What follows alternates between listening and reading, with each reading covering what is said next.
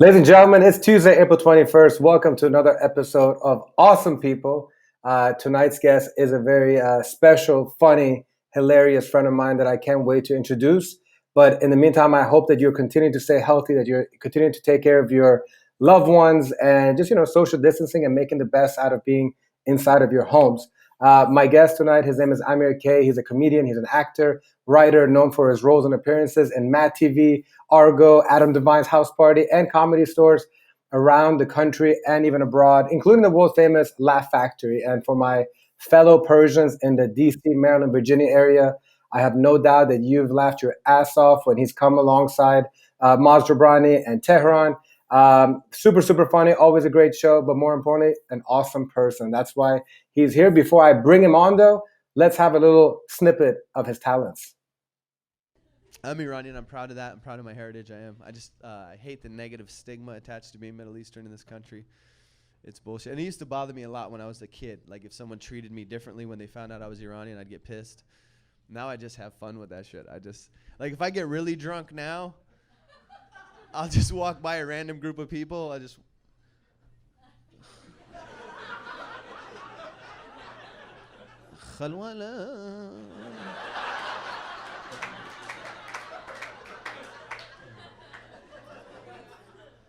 October 13th. It's so fucking fun.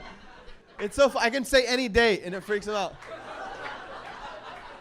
Dude, if you were hanging out with your buddies and I just walked up and went, November 5,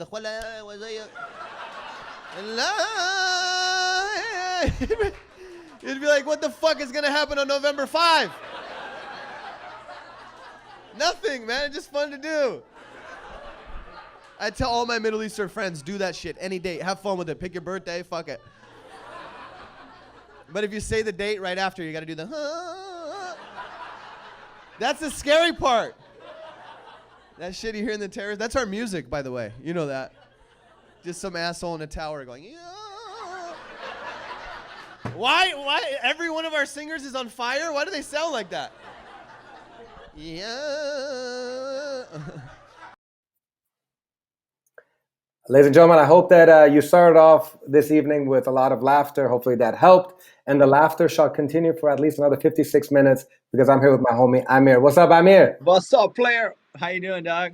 Good, man. Thank you so much for making time and being a part of one of my Awesome People episodes, which have been created due to this damn coronavirus. How are you handling this shit? I appreciate it, dog. Well, I couldn't say no, really, to you. You ran out of excuses. I have nowhere to go, man. No, I would have done it anyway, man. Yeah, it's cool that you're doing this. I mean, thanks for having me on. It's a people are dying for something to watch, like some content, and I guess this is cool. Yeah, man. And you've already set up some nice digs as you created your own podcast lately. So this was for you. This was for this show. No, this is for my podcast, but it works out nice that we can do this like over the internet. Yeah, for sure. So it's called Salty Locks. So did this coronavirus literally push you into doing this podcast? And how's it been so far? I've enjoyed the first 2 episodes, but what's been your own reaction to it? Thanks, man. Yeah, it actually did. Like I was like waiting to do one. I always wanted to do a podcast. A lot of comedian friends of mine have some successful podcasts, and I just kept putting it off. I kept putting it off like anything. I'm like a professional procrastinator, man. Like if something doesn't force me to do it, I almost I can put anything off. So finally, I was just like, you know what, fuck it, let's do it. I got nowhere to go.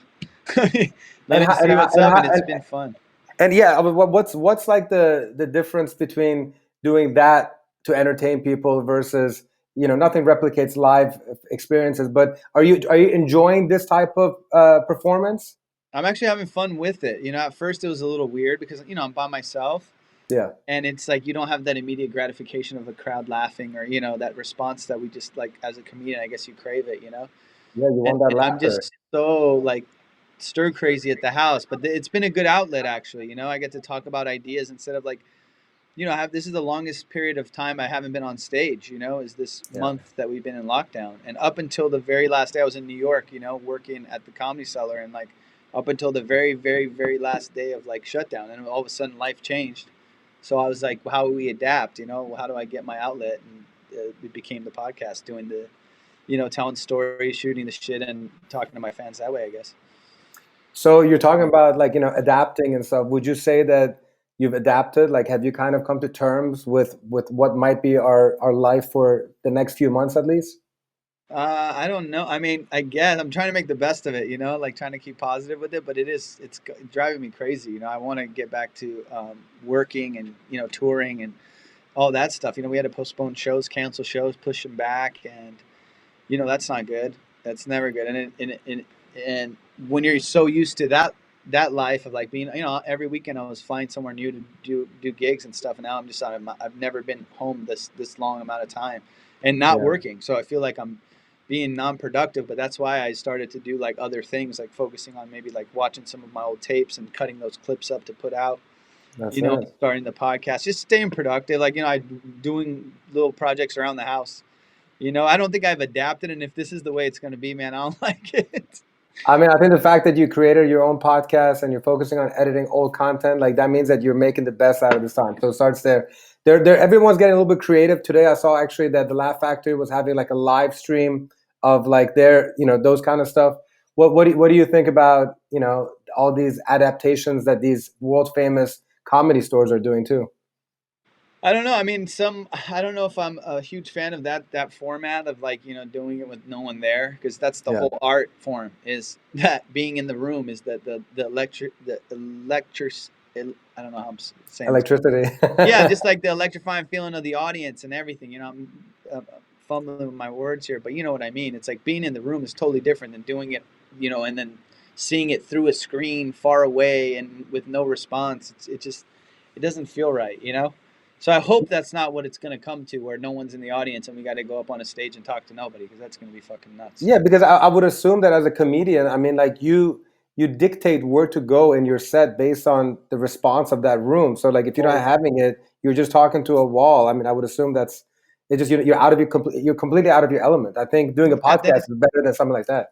exactly. And I mean, it's just like at that point, just do a monologue. And the way that I like to perform is I like to feel the room. Like I'll riff and improvise and shit like Yeah, that. So it's hard to do that when you have nothing to bounce off of, or like you have nothing. What I'm yeah, saying? Like it could be stream of conscious, like a stream of conscious set, like where I'm doing my podcast. That's pretty much now what I've adapted to do. But for sure. I would way prefer performing, with the audience there. So I don't know. I don't know. I mean, a lot of comics are doing, I don't know about a lot, but there's like a lot of the younger comics are doing, shows on Zoom and stuff like that. And, if they're having fun with it, I guess it's, I'm not going to knock it, but, I don't know if that would be my platform. Yeah, I think for some people they just look at it, especially beginners, it's good practice. I guess. I mean, any opportunity to perform and speak and try your things out is better and than nothing, I guess. But I'll get to your style of comedy in a little bit because I definitely have my questions about that. But for those that don't know you, I know you were born in Iran and like around 5 years old, you came on over here. And I was watching one of your past podcasts or interviews with somebody, and you mentioned how, when you didn't know anybody's language, like when you didn't know English, you kind of were just hearing people jibber jabber, and like that's kind of how the imitation of different languages kind of derived from. And while I was watching that, I was like, man, I wonder if Amir would have been like the funny guy if he was born and raised in Iran. Do you ever think about that? I do. I mean, I trip out on that a lot, because like life would have been so different. I don't know. I don't know exactly when you came, but I was so young that like, When I was 10. yeah, you were 10, so we're right around the same time. But if we stayed there, our lives would be totally different. Like the way we interact. I mean, there's just the culture is so different, here and there. Yeah. And what is, like a reasonable career, or even like, I don't even know. We don't, we wouldn't have had this type of route to go down, or whatever. But I I mean, definitely think go you ahead. are who you are. Sorry, like your personality, I think, is you are who you are. So I probably would be just a funny guy over there, but I don't know what that would. The bad part is you would just be suppressed over there. So that I think Mhm. that's even more crushing is the fact that there are so many people that are super funny in Iran that they cannot, right now you can't get on stage, but they can never go on stage and be the kind of funny that you are and the type of comedy that you do, which now is a good time to transition to it, especially amongst the Iranian comics. you are the one that uses the most loose language, and kind of get, for lack of a better word, Of but course.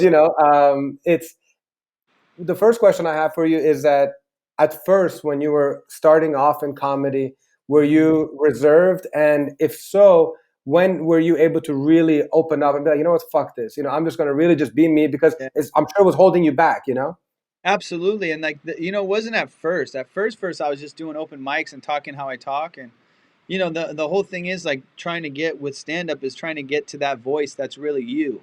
So when you go on stage, they're seeing exactly how you are, like the guy is. Like, you don't want to go up and see a character of or a fake version of whoever you are, So like, I talk loose. I talk, with that shit, fuck, whatever. I say that. So I don't Yeah. think it's that bad when I go on stage. But, for our culture and our people, it was only when I started touring with Maz that I started to feel like, oh shit, like they're not responding to, when I would curse or something, they'd be like, hey, it should be tag. Yeah, I think like they would Yeah.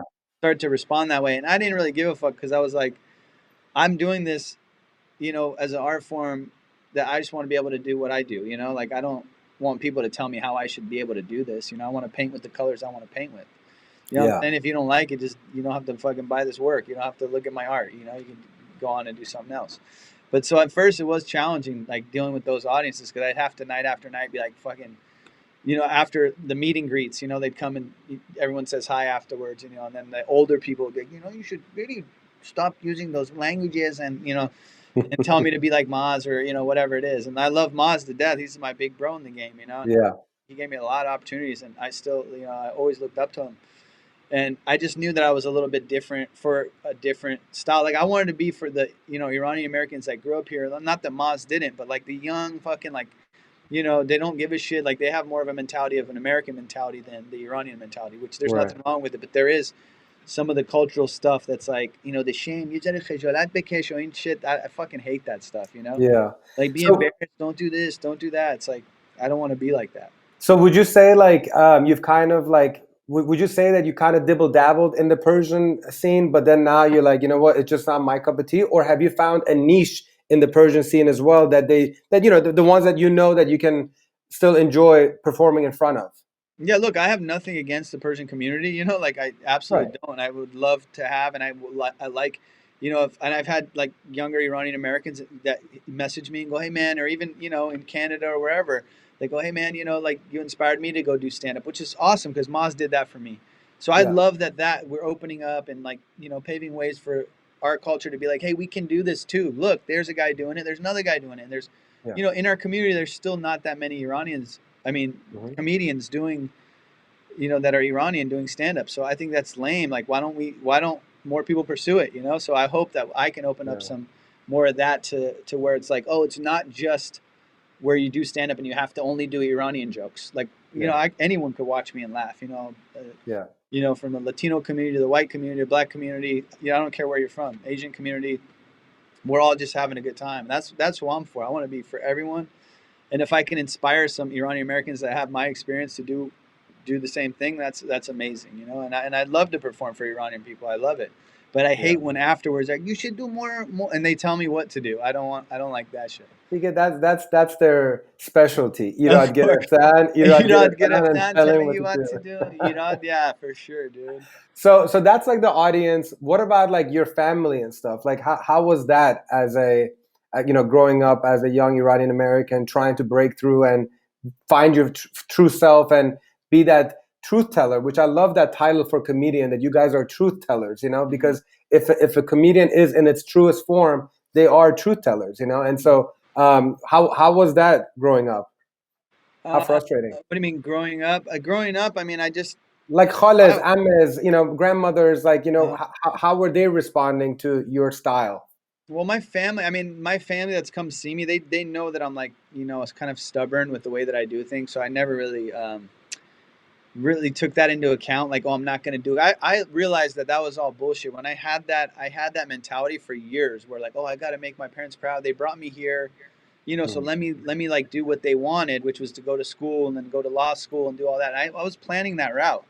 And as I got older, I'm like, fuck, you only get one life. You only get one shot at this whole thing. Yeah. And are you going to live it for somebody else, or are you going to live it for yourself? Like, And that's when I realized, I'm like, dude, I'm not going to fucking pursue any of that just because, you know, the culture says be a doctor, be a lawyer, be the engineer, whatever. Like, that's not my bag. I don't enjoy that. So why would I pursue that? You know? And I realized that was all like snake oil, you know, like that was the bullshit they sold us when we were kids, you know. And then you see miserable doctors, miserable lawyers, you know, these guys aren't happy. It's like, and then the parents are bragging about their kid. This is one thing that our culture does. Like, oh, I'm doctor. Is he a good person or not? I don't give a fuck what he does. I don't care. Is he a good person? Is he happy? Right. Probably, you know, not. I don't know. Some are like miserable, Yeah. you know. But Well, of course. he's still a dentist, you know. It's like, I don't know. I just thought that was bullshit. What was the turning point when you were like, "This is it, man. This is my passion, and I'm going full force, and I don't care what anybody else fucking thinks." Was there a moment, or it just gradually just kind of happened? Well, I think for me, it's a little different than most of like the scenarios. Like a lot of like Iranian, you know, guys especially will live at home for a while. You know what I mean? They live at home extended period of time. I was out of the house when I was like 17. You know what I mean? Hmm. So I was like 17, 18, I was out. So I was like kind of on my own. And really, you know, I don't think they knew what dealings I was doing or whatever. You know what I mean? They weren't so Right. involved with it. Like my parents just, they weren't, you know, like on top of everything.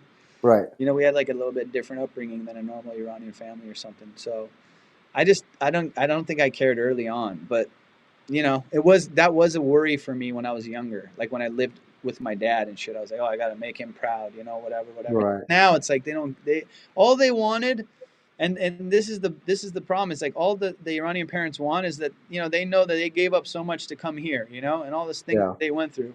All they want is for us to have, you know, pick a career choice that's going to be, you know, prosperous and be like, you know, something that you can like legitimately make a living at. And entertainment is so fucking hard that they're Hmm. like they try to stray away from anything like that because they know it's like that's a shot in the dark, man.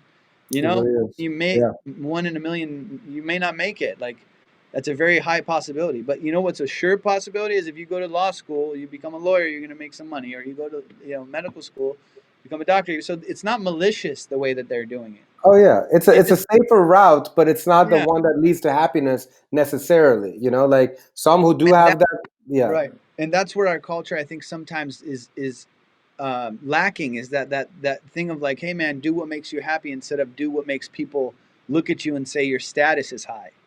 You feel me? Yeah. Like sometimes they're, oh no, just do something that you can drive the nice car and drive the whatever and have the whatever, you know, and your parents can tell, you know, their friends that, you know, you're a doctor or whatever, and it makes them look like their status is higher because of that, you know. If But you had to go, if you had to go back to the Amir K who was just starting to do comedy, what is like one of the things that you would do differently, knowing what you knew now? one of the things I would do differently, man, I don't know. I think everyone just has so many, there's so many different routes to do it that I don't think that there's one thing I could pick and say I wish I just didn't care earlier, you know, like didn't give a fuck more earlier. Like when I Hmm. realized the biggest turning point was just don't give a fuck what people think when you're on stage. If I could have got to that earlier, which is hard to say because it takes you years of bombing or like figuring that out to get good. Do you know what I'm saying? So you Yeah. can't go back and say, oh, because then I would have been a different me now. Do you know what I'm saying? Yeah. So actually, speaking of which, one question that I was going to ask you is, how do you handle hecklers? That's so funny. I haven't seen it live where you've gotten heckled to like an nth degree. So I'd love to hear some stories. Yeah, over the years, you just get better and better at handling it. You know, it's like once you become like at first you get a little nervous because you know you can't hold the stage, but once now it's like, dude, once you become like a professional comedian, it's like the guy's in for a shitstorm if he thinks that he's gonna out heckle a fucking professional comedian. You know what I mean? Like I Yeah. do this for a living, so I don't know. I mean, it's not my favorite thing to do, but I don't. If it happens, I like to think I can handle it quite easily. You know? But like, do you like mostly ignore, or do you like do you respond to every single one of them, or you just wait and wait until these guys are just picking on you too much? Because it's usually just a douchebag. I feel like for you to Right. be a heckler, you're a douchebag. I mean, there is no good person that like heckles. No, it's So usually like some drunk attention. Somebody wants attention and they're drunk. You know, could be yeah, like a pretty girl in the front who's heckling because she's drunk, wants attention. There's so many, or a drunk asshole guy in the back. You know, who thinks he's yeah, funnier than you. He wanted to do stand up, but he never had the balls to get up and actually go to an open mic. So now he sits in the back and in front of his friends, he thinks he's being funny. But like I've learned over the thing, you just give these guys enough rope and let them do the talking, dude, they hang themselves, you know? So like then the audience will turn on them in their own way. And I've seen guys handle it beautifully, and I've learned, you know, from watching guys like Chappelle or somebody, like, you know, they just the Yeah. way that with tact and how they handle it with grace. And I've done it where I've gone fucking so mean, you know, in my early years that I would get so pissed off that it would almost turn the audience off in a way. So now I've learned to like, you know, finesse it in a way that you can handle it where everyone leaves like still happy and having a good time. Even the guy that was heckling and got bashed, he's leaving happy, you know. So But you mentioned right now. there are some that are malicious hecklers, shit drunk guys. You could just never talk sense into them, and sometimes they're just like over the top, and the, you know, security will come and just take them out or something. You know? Well, that would make it a lot easier if security comes. You just mentioned right now how you learn from other people. Who's a comedian that you would pay $1,000 to go sit front row, dead or alive? Probably Pryor. I wish I would have got to see him perform live. Yeah, Oh wow! I really like It, him. would you say that he was like the person that even when you were younger that you were like that's who I want to be, or now that you're looking back at your career, you've seen a lot of his work, you've grown like an affinity towards him? Yeah, because I saw how he does his thing, you know, and it's like that. I think because he wore his heart on his sleeve up there, you know, he just talked the way he wanted to talk, and even the stories that were just made him look bad, you know, he'd still tell it. You know what I'm saying? And like he was just the real deal, man. And that shit, like I wish I would have got to see him live and just because when I was a kid, I didn't even know stand up.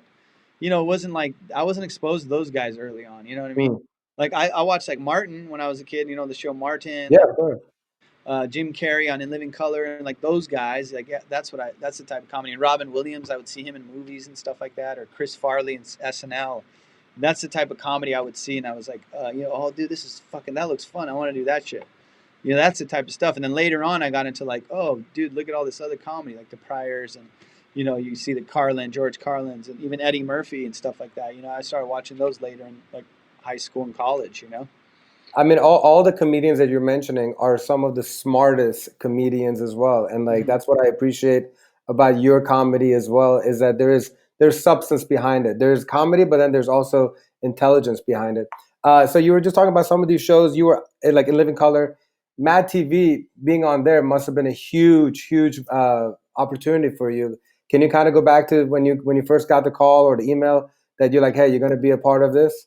Yeah, it was really cool, man. That was a really, you know, one of those career things where you're like, oh, this is really, you know, I've kind of gotten somewhere that I used to watch that show and watch Bobby Lee and Will Sasso and all those guys that I, you know, I was like, man, like again, those were guys I'd be like, I want to fucking do that job. I want to do whatever that is. Even more so Yeah. than SNL, you know, because I was like, I would watch, you know, In Living Color, MADtv, and those type, like it was like more the ethnic version of the SNL, where it's just, you know, white people or something to me. So Um, I like those shows, and when I got when I booked MADtv, I was so excited to like be a part of that whole, you know, the institution. So it was really cool. I was with my friends. We were like all having like we were at a diner, and then I remember I got it. I'm like, oh my god, or I got the call, and then I was around some of my buddies. It was a really cool feeling. how I'm assuming that like you would love to kind of be on SNL. Is there like do people like do you guys have to apply or do they just hit you up like when you're like SNL? What's something that you have to do to even be considered to be a part of those things? Well, you got to audition, and I never really auditioned. Like I said, when MADtv came back, that was something that, and it was in LA. You know, like SNL is in New York, so Mhm. I was never, and I loved stand up so much that I wasn't like so sold on the sketch thing, you know. And then they had brought In Living Color back for a short period, and I was like really excited about that. They were going to do a reboot of In Living Color. You know, Hmm. it never came to fruition, but they were like auditioning and stuff, so that was really excited about those. So SNL wasn't my main or and has never been my main thing. You know, like after doing MADtv, I was like, oh, maybe SNL will be cool, but I just still never really auditioned for it. But you got to audition, you got to send a tape, and you do like multiple characters and stuff like that. And then you know you send it over there. If they like you, they bring you into audition for Lauren Michaels. You know, and you do that at the studio. So you know at Rockefeller Center or wherever it is. You know. Pretty interesting. So, talking about imitating different people, you obviously do a wide range of imitations. My first question is, do you have a personal favorite? And the second one is, did that derive from just a childhood being like in that area of California where you just had an eclectic group of people that you were exposed to?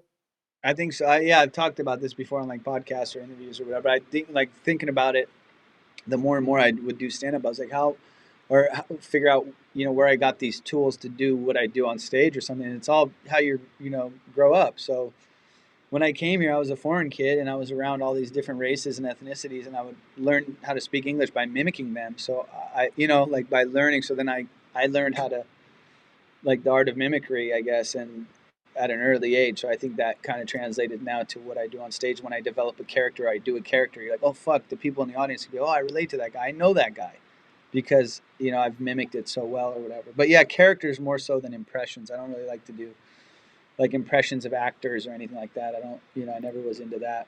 But like a Do you character. do you ever get people that get offended by some of the imitations, or I you don't just brush know. them off?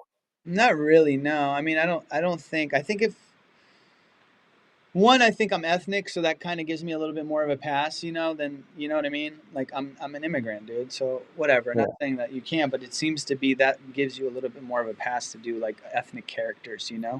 But yeah, I know the times have changed and whatever. But I think if you do the character well and not like in a stereotypically negative way, you know what I'm saying? Like Right. you hit it on the head. It's like I can only do the character because I know those motherfuckers. You know what I mean? Like I know that guy. So that's why it looks so good, the character. So you can't tell me that I'm being racist if I'm actually doing a homie of mine. Like you can't. This just doesn't work. Or like I somebody mean that one video of you, the Time Warner one. I mean, like I feel like everybody has experienced that right. that And painful. I've had guys, dude, like Priyesh, my managers at Olive Garden. Like these guys that I've like molded these characters off of that I've dealt with. I love that, and I've only gotten to be able to be good at doing those characters by spending a lot of time with them. So they all have like a certain place in my heart that I fucking love these guys so much that I am able to figure out every one of their little nuances and little things, by just being around them, you know? So I know under the umbrella of comedy, there's different things. We just mentioned sketch. There's obviously stand up. Is there a particular type of comedy that you genuinely want to flourish even more? Because like you made like the Uber Bros. Is that actually your brother, by the way? No, that's actually Dan Adute's brother. That's David. Oh, okay, okay, Dan is a very funny Iranian comedian, Iranian okay. American comedian. I've And seen his tweets. I've seen it like screenshot. I've yeah, seen the Dan, Iranian guy. But yeah. so Dan's dope. And then his brother Dave is very funny too, and he does more of like the sketch, and he would do a duo act. And he lived in New York. He's actually in LA now, but they're both really good friends of mine and just Okay. very sweet brothers, man. I love those guys. But yeah, so Dave came here and he's like, dude, we should do something. So we just threw that together. And the Iranian community, by the way, hates that fucking sketch. They They really do? don't. Yeah, dude. They don't. I mean, because it's like that's like they go, why do you show us in such a negative, like fucking Iranians can't make fun of themselves, dude. Iranians have the hardest time, and it's so fucking annoying. Do you not like that? That's not the people. It's like shut the fuck up, dude. It's funny, just laugh at it. It's so annoying. Man, now that you say this, I can say something. I actually originally this afternoon for like promos for tonight, Yeah. I originally posted the Uber one, and then I was like, I took it off. I was like, you know what, this might be a little too edgy, and I'm gonna Yeah. get shit for it. But I loved it myself. I just Dude, didn't want people like it that aren't Iranian, but Iranian people they go, "Why are you showing us like we are peasant?" It's like, dude, you fucking idiot. There is people like that are Iranian, and there's also like the fucking wealthy Iranians, but every Iranian wants to put this like big air of like we're so much, we're to. proud, and it's this fucking ego that's so lame. And it's just so fucking lame. And I have it in me as well. The pride and the ego. My dad has Yeah, it. Like, and yeah, it's just sickening because that's one thing in me that I fucking hate that is part of the culture. And it just, it's one of those things. And yeah. that's why As another a thing, whole, like, we need to tune it down. As a dude, yeah, whole. and that's what's hard in general when I'm on stage, like making fun of myself or something. Like most Iranians don't do that type of shit. Like Yeah, where you're kind of like self-deprecating or talking shit about something or even like talking about your family in a way that's real. You know what I mean? Because they hide it and they don't want to talk negatively about anything. But these are real issues that we have to fucking face and deal with too. Or talk about going to therapy. That's just something we don't do. We don't do that. but I think now, like our newer generation, I feel like we've talked about it so much that I think that our parents and even grandparents, they are starting to just kind of get it. That listen, man, our kids, our grandkids have been raised now in a completely different society. I mean, like you got Yeah. to also understand. where they're coming from. They have also just been a product of their environment. And Absolutely. so during this kind of transition, they need to cool it down, but we also just need to kind of be like all of us, more understanding. But we know our shortcomings as a whole. I agree. As Yeah, of persons. course. Dude, man, I'm having a great time here. We're going to take a 1-minute break, and then we're going to come back and we're going to do a little rapid fire session. And then there's some other fun questions that I have from you as well. So, ladies and gentlemen, stay tuned. We're going to be coming back with Amir K. Need some space? Introducing the Space Stick. Perfectly crafted to keep you exactly 6 feet away from others. Your order will also include the body grip to free up your hands to enjoy that OJ. Order now for just $9.99. All jokes aside, now more than ever, you need to be mindful of your health, look out for your loved ones, and take social distancing seriously like we are right now. With your free time, we encourage you to invest in yourself personally and professionally. And that's what we're here for. As experienced business, branding, and video content specialists, we want to help you create a strong foundation to withstand the storm. And since we're all in this together, we want to offer you a free coaching session. We would love to help everyone, but unfortunately with limited bandwidth, we're only able to select a few businesses. So click on the link below and in our bio for more information and to apply now. Let's unite and Conquer.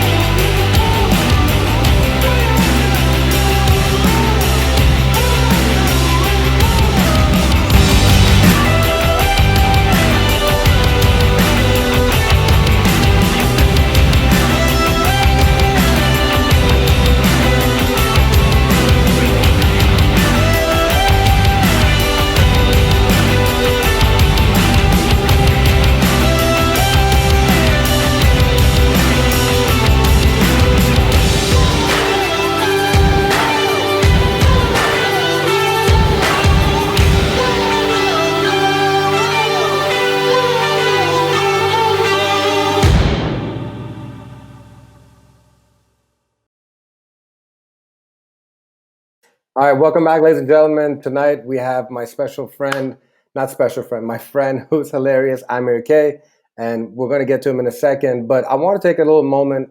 I've done these episodes, about 12 or 13 of them, with Andy Madaudian, Maz Jobrani, Farzi Loco, DJ Bliss, Bita Milanian, Tehran, so many different people that I'm really very appreciative of spending their time to make these episodes happen. Like they still, no matter what the quarantine is, they are very, very busy in their lives. And I appreciate every single one of them making time. But one of the main reasons why I do these awesome people episodes, in addition to, highlighting some of my really, really talented and hardworking friends, is to share the promos like you saw, like for Night Owls and our coaching. We really want to be able to help small business owners during this really, really difficult time. I'm blessed to have an amazing team around me for the Night Owls team, United Conquer team. And all we do is try to help as many small businesses as possible. So if you know of any small businesses that would like to have a little coaching session, we're offering free coaching session. And feel free to message me at any time. We'd love to guide you through these turbulent times. And hopefully we can be of service for you as it relates to sales, marketing, branding, content creation, video, even podcasts. So just wanted to give that a little plug. Now I'm back with my good friend, Amir. Sorry, Amir, I had to just kind of have a little chit chat with our crowd. How are you? It's beautiful, bro. The things you do is great, man. You've always been a G, dude. Ever since I met you, years ago with Maz coming through DC, bro. That's right, 7-8 years ago. And you're always the coolest dude, man. So thank you, man. And I love what you do for the community. That's really great. I appreciate that very much. Likewise. Friend. And I did. I love DC. DC is a beautiful city, man. I love it. It is, man. I was just talking to my boy. My Go boy ahead. Ali Reza, he's probably watching this shit right now. Ali Reza from Shamshiri, you know Shamshiri? All right. Yeah, of course I know Yeah, Shamshiri. yeah, Yeah. yeah. So I that don't boy. have this gut for no reason. Yeah, the best food. Shout out to Shamshiri and Ali Reza. Yeah, Go for visit those sure. fools. Order the food from them in the Yeah, corner. support them, order, and call directly. Don't call Uber Eats. Just call them out directly. You know, Yeah, let the Ali will restaurant get bring that that money. shit to your door, dude.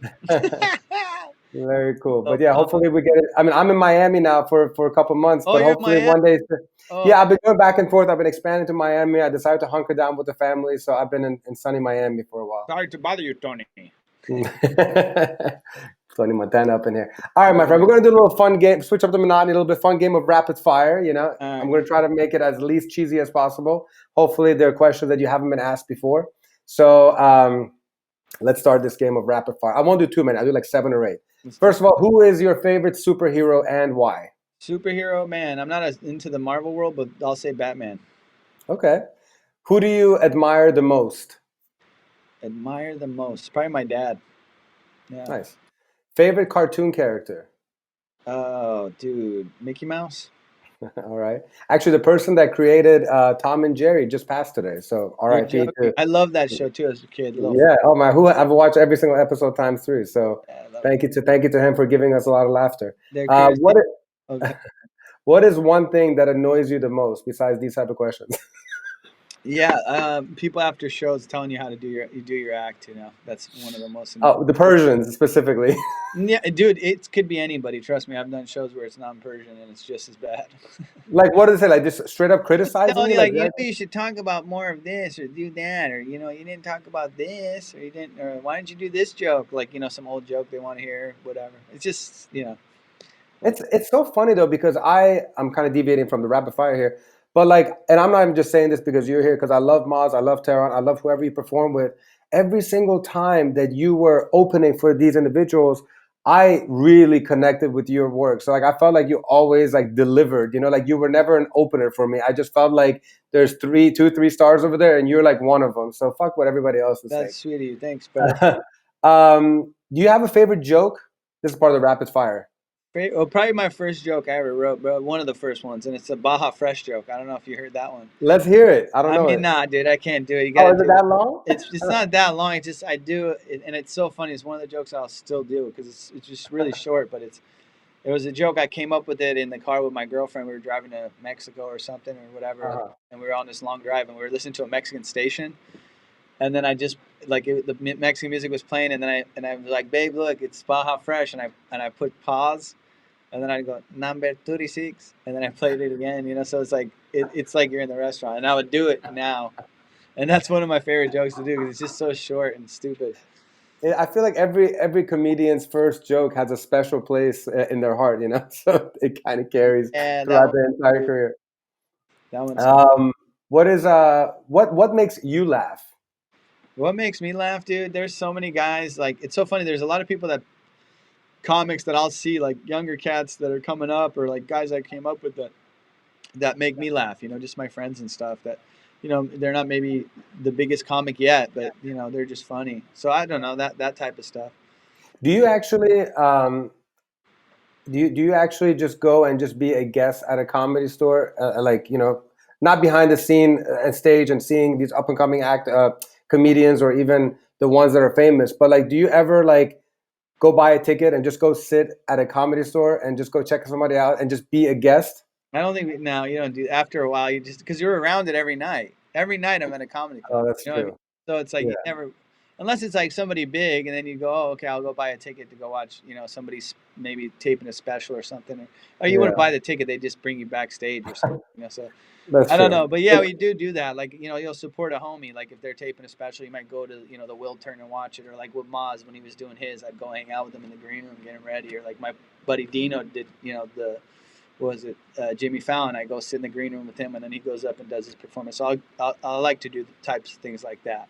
You know what I love actually is that you really feel there's a camaraderie behind comedians. I've watched a lot of Netflix specials. I watched a David Chappelle one.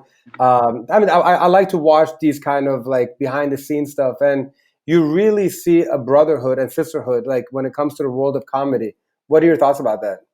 Well, yeah, you spend so much time with these people that they do become your family. You know what I'm saying? Like I'm closer to a lot of these comedians. Like 80% of my friends are probably comedians now. You know, Mm. like I said, when you're around it so much, you see these people every night. For like 10 years, I've been seeing the same people. So naturally, you find your guys that you hang out with or girls you hang out with in the game, and they become your family. And it's like, if you know somebody's a real, because you'll even like the New York cats and the LA cats, when we see each other, it's like, family. You know what I mean?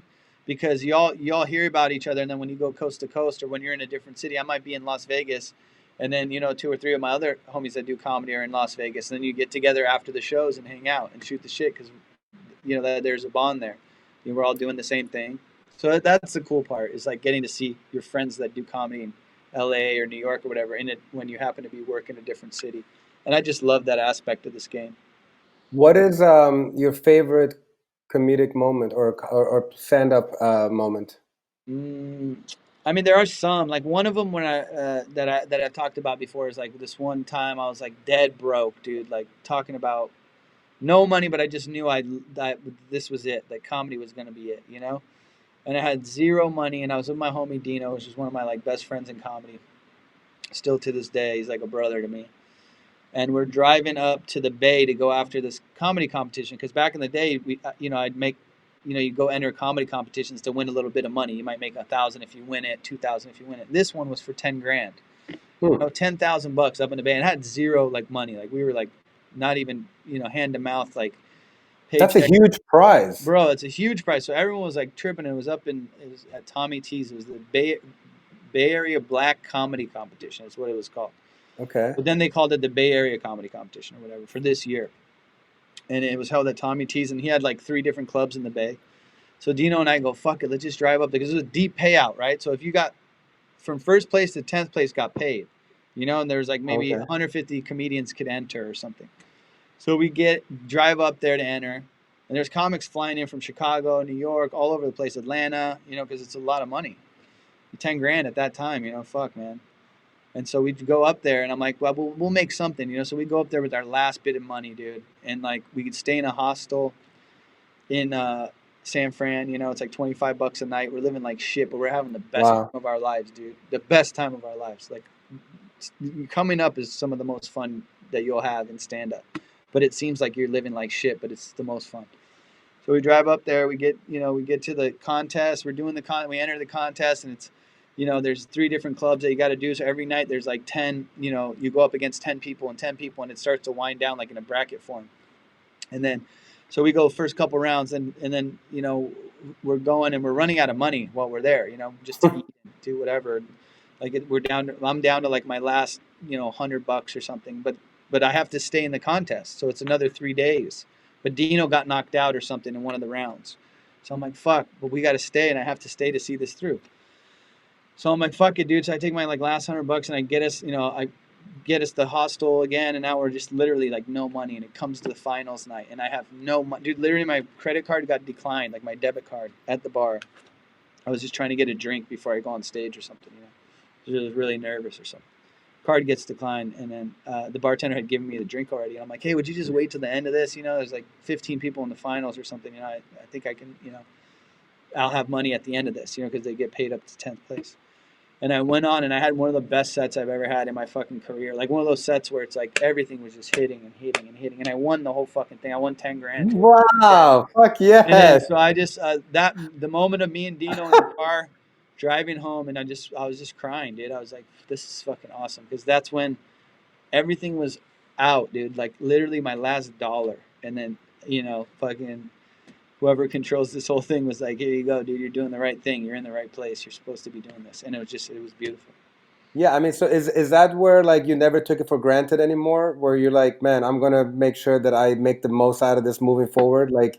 Because I feel like that was a defining moment for you. It would be. That one was just one of those moments where I go, okay, dude, I'm in the right, I'm doing the right thing. Like this ain't no like, because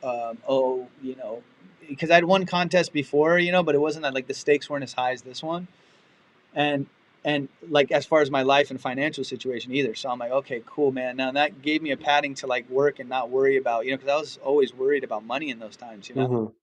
like how am I going to make money? How am I going to make money? And it wasn't even just money. It was also 150 people. That showed validity because you're amongst the best. Right. And I mean, it wasn't by any means like all the comics in the country. It was like a Right, lot of right. people were like, no, this is bullshit. It's going to be bullshit because that's way too much money. So they were like, this is going to be, so they didn't go. So, but I was like, dude, let's fucking go for it. Let's see what's up. And it turned out to be like, I was in line at the Wells Fargo, I remember on Santa Monica, and I was just like in line sweating. Like, is this check going to go through? And I gave him when I was at the club, I got $9,900 because I got $100 cash, and I gave the bartender $20. And then I took the rest. I gave Dino some money, I think, and then we came home, and then I cashed that 9,900. And I was like so nervous in line, and they gave me a stack of cash, and I just put that bitch under my mattress, dude.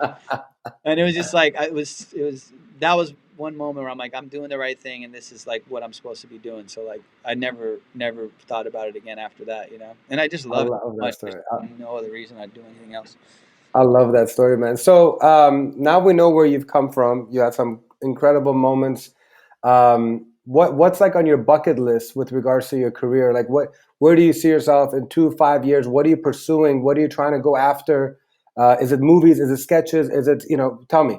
I just want to be great, dude. Literally, I know it sounds cheesy as hell, but I just want to be one of the greatest that ever did this shit. Like that's what I'm working toward. And just to make, again, sounds cheesy, but like shifting toward making it so selfish for me to go on stage just to be like, oh, because it is for me. I need it just as much as, the audience goes to have a good time. I go there because I fucking need it. It's like a drug for me. Like I go up on stage and I get so much out of it.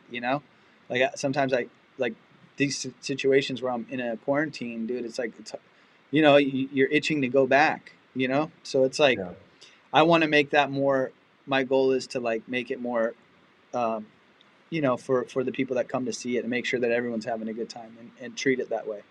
You know what I'm saying? Because sometimes I could get dark and really, really, really dark on stage when I would be in a bad mood or something, and just realize that, these people came to see me, they're fans of mine, and just to like treat it that way.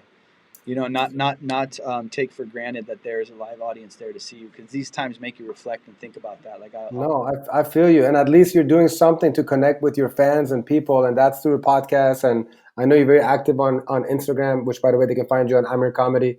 I'm very curious about whether or not YouTube, if you guys consider that as like a double-edged sword. Like, is it like on one hand you want to have a massive hit on YouTube, on the other hand you don't want all your shit out in the public? Is that what it is? I'm just kind of curious to get your take on it. I mean, there's different ways. Some people just put all their shit out all the time. And maybe I did it the wrong way, and I just was focusing on getting good before I put all my shit out, and then like eventually like Laugh Factory would put some stuff, but it wasn't like I wanted them to, but they would, and then those things blew up, and so. I mean, maybe I'm glad that they did it, because then people got to know me. Like, people still, quote my bits from those Laugh Factory videos, and if they didn't put it out, I wouldn't have put it out, So like maybe I would have had less of a fan base or something. And even I could have done more. I could have put my shit out years ago that I don't even do anymore, but I just never wanted to put it out. I just was too precious with my material. And maybe when you asked me earlier, what would I would go back and change? Maybe that's what it was. I'd just fucking put out the stuff, because I was so in my head about like, well, I'm getting better. I'm getting better. So in 2 years, I'm going to be better than this. Because sometimes I'll watch old tapes and be like, God, I fucking sucked. And I'm very like perfectionist with that sort of thing, Right. So it was hard for me to put anything out. And I think that's one thing that I would probably have changed, is like I would have put out some material that I was, because now I can't even do the material because I'm sick of it. Once you're sick of the material, you can't, when you do it on stage, it looks like shit, and yeah, you can't go too far back, especially with you. Now you have these beautiful locks, before you had short hair. It's a whole different persona, That's hilarious. No, I'm just saying, like, even performing them, So like, I was always like, oh, I'm going to put this all in a special. But I outgrew a lot of that material. So you outgrow those once you outgrow a bit and you're done doing it and you're not having fun doing it on stage, you better not do that fucking bit, because the audience could tell, and it looks like shit. It's a subpar performance, So now it's like, I wish I would have just put that stuff up and had it out and just been like, that was me at that time, but there's really no record of that. Like, the only record of me on fucking YouTube is like from 10 years ago, and then from like, a few months back, Yeah, like, I mean, that's kind of like why I asked that question, because I was like looking and I was like, oh, okay, so he didn't want to put out a lot of different things, because I know you have a lot of content. Dude, I got like 3 hours of stuff that I'm 2 hours of it I'm sick of. You know, so now what? And it's on I, tape somewhere, but I just don't even feel. I mean, I might just put it out, but it's like weird to put it out now. yeah. Do you feel what I'm saying? When it's like it was so long ago. Man, I think what you should do, you should make a fucking awesome 1 hour documentary, take out all your little pieces, do a little vlog, talk about it. I Yeah, mean, this is like, that would be a beautiful thing, man. Your diehard fans would love to kind of get that insider look of some of you pieces from 6, 7 years ago, and maybe like just kind of explaining them. that's Just actually something, a good idea. you're sitting at home doing nothing. No offense, but yeah, no. I think the podcasting is going to be great. You're already like, I love your stuff on Instagram, so you're definitely active there.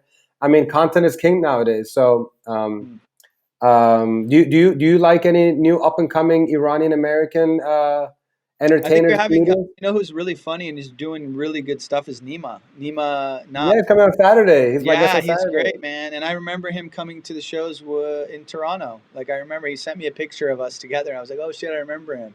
But those are the Nice. type of kids I'm talking about, man. They're really good and they're coming up and they're doing their thing and it's like Yeah. and it you know it's like it makes you proud to be like fuck yeah, dude. We got some guys coming up that are good, you know. Yeah. So Do there's you did you have a chance to see his post from like 3, 4 days ago, or maybe last week? It was a very personal post Oh, about I did why about him, yeah, coming back and not doing. And this is the yeah, thing man. about social media. Like, I'm not a big fan. Like you know, you say you're like I'm on Instagram. If you look, I don't post shit. It's like I could be Mm, doing it every day. It just yeah, doesn't make me happy. You know what I'm saying? Like, it doesn't make me happy. Only time I feel like doing it is when I'm like feeling in the mood to do it. You know, so it's like right. that's not the business way though. Like the business way to do it is like, hey man, make 3 pieces of content every day. Do this. Do a story. Gary V style. Yeah, yeah, Gary Vee. So like I know, and Nima's really good about it, but he's like younger and he's enjoying that process, and that's cool. But like I love performing, dude. Stand up. That's what I like to do. Yeah. And this other stuff I do is only when I feel like okay, and not that I'm great at it. I just like if I think Mm, something's funny, I might put it up. But I'm not sitting like waking up in the morning going, okay, what the fuck do I need to do today? yeah, Because I need to tell them. Because dude, I'm not going anywhere, and I want to enjoy this moment, like, and not be right. like stressing about every bit of Well, content. well, what? Sorry to cut you off, but that's exactly what Nima was talking about. He burned out, and Mm-hmm. I have so much respect for him. Like I was gonna have him anyways for sure as a guest because I really enjoyed it. But then when I saw that, I immediately hit him up and I was Yeah, like, Nima, man, your message is so fucking important for the especially younger yeah, generation. yeah, I mean, like what he did, I really genuinely believe that there's somebody's life that was saved. There was somebody that was absolutely. having too much pressure, and I'm so proud of him and I can't wait to get to know him better as well. And so, Yeah, he's a good uh, kid, man. He's a really good kid and we message on back and forth, on Instagram and stuff like that. So yeah, I like what he's doing, and I really like that he put that out there. You know what I mean? Because you're right, like the pressure for these kids to do. Because even I came up in a different time of, not 10 years isn't that long, but dude, shit's changed a lot. Now yeah, it's like your social media following is the fucking, and so mhm, people are losing their minds over it, especially kids. They don't get the likes, they don't get the views, they're like killing themselves, like literally doing that. It's like, literally, and it sucks because the validation's coming from that, and then when you get stuck in that loop of like what Nima was saying, like every day I had to create this content, you neglect your family, you neglect your personal life and all that stuff, which I just started to do through stand up. You know what I mean? Like I would neglect them because I was doing too much of that. So yeah, it's very important to like sit back and go, what am I doing with this life? Like, you know what I'm saying? Like really prioritize, like what the fuck is it really that important to do? Wake up and stress out about the content I need to create today, or or else I'll take care maybe of yourself. forgotten. It's like fuck that. Yeah, You don't need to do that. You don't have to do that. If you're great, you're great. If you're good, you're good. If they're gonna see you. You know what I mean? 100%. It just sucks that we have that stress now.